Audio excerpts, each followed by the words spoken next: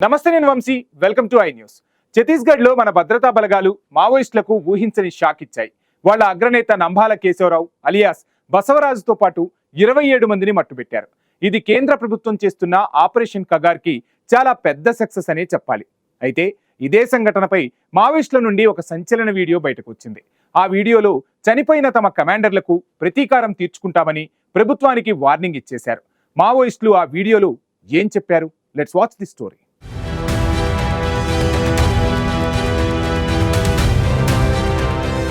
ఛత్తీస్గఢ్లోని నారాయణపూర్ జిల్లా అబూజ్బడ్ అడవుల్లో కొద్ది రోజులుగా మన బలగాలు గట్టిగా వెతుకుతున్నాయి. అదే సమయంలో నారాయణపూర్ జిల్లా ఓర్చా పోలీస్ స్టేషన్ దగ్గర ఉన్న జాట్లూరు అడవిలో మావోయిస్టు పార్టీ పోలిట్ బ్యూరో సమావేశం జరుగుతున్నట్లు పసిగట్టిన భద్రతా బలగాలు ఒక్కసారిగా మెరుపు దాడికి దిగాయి. ఈ భారీ ఎన్కౌంటర్లో 27 మంది మావోయిస్టులు అక్కడికక్కడే చనిపారు.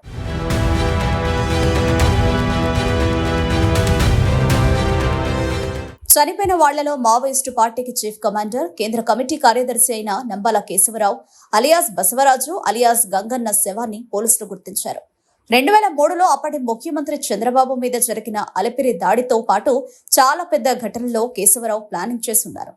అతని తలపై ₹1.5 కోట్ల రివార్డు కూడా ఉంది. ఎన్కౌంటర్ జరిగిన చోట నుంచి మావోయిస్టుల శవాలను, పెద్ద మొత్తంలో ఆయుధాలను పోలీసులు పట్టుకున్నారు.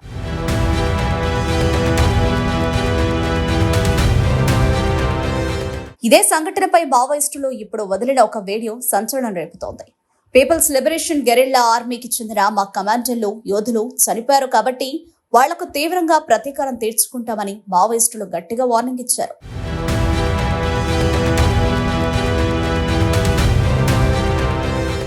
ఈ వీడియోలో వాళ్లు భారతదేశంలోని కూలీలు, రైతులు, సామాన్య ప్రజలకు, ముఖ్యంగా PLGAకి తమ సంతాపాన్ని చెప్పారు. చనిపోయిన వాళ్లకు గౌరవం ఇస్తూ వాళ్ల పోరాటానికి తాము అండగా ఉంటామని, వాళ్లు అనుకున్న లక్ష్యాన్ని తాము నెరవేరుస్తామని స్పష్టం చేశారు. కామ్రేడ్ బసవరాజ్ జీవితం కూలీలు, రైతుల స్వేచ్ఛ కోసమే అంకితమైందని, ప్రజలకు శత్రువులుగా భావించే వాళ్ల మీద ఆయన చేసిన పోరాటాలను వాళ్లు గుర్తు చేశారు. ప్రజల ప్రజాస్వామ్య విప్లవం, సోషలిజం, కమ్యూనిజం కోసం జరిగిన పోరాటంలో ఆయన ఎప్పటికీ గుర్తుండిపోతారని వాళ్లు బలంగా నమ్ముతున్నట్లు చెప్పారు.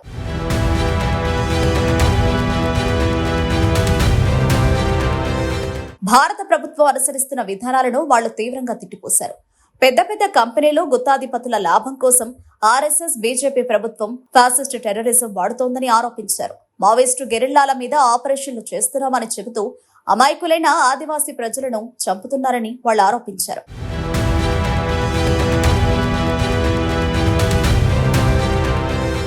అంతేకాకుండా దక్షిణాసియాలో పెరుగుతున్న ఆధిపత్య పోరు, అమెరికా, చైనాల మధ్య ఉన్న గొడవ, అలాగే భారత ఆధిపత్యం, చైనా ఆధిపత్యం మధ్య ప్రాంతీయ పోటీ గురించి కూడా ఈ వీడియోలో ప్రస్తావించారు.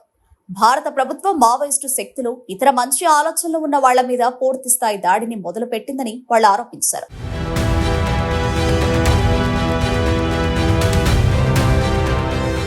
చివరిగా CPI సూచించే స్వేచ్ఛ కోసం తమ పోరాటం కొనసాగుతుందని, భారత ప్రభుత్వం తమ వాళ్లు చనిపోయినందుకు చేస్తున్న విజయ గర్వాలను తాము అస్సలు పట్టించుకోవడం లేదని వాళ్ళు స్పష్టం చేశారు. బాధపడొద్దు, నిప్పులా లేవండి అంటూ కామ్రేడ్ షహుందల్ మాటలను గుర్తు చేశారు. దక్షిణాసియాలో ప్రజల యుద్ధం తప్పకుండా గెలుస్తుందని తమ నిబద్ధతను తెలియజేస్తూ విప్లవాత్మక నినాదాలతో ఈ వీడియో ముగించారు.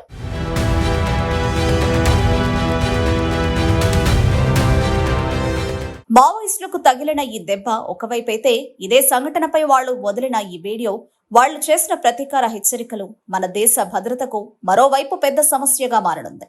ఈ విషయాలు ముందు ముందు ఎలాంటి ప్రమాదాలకు దారితీస్తాయో చూడాలి.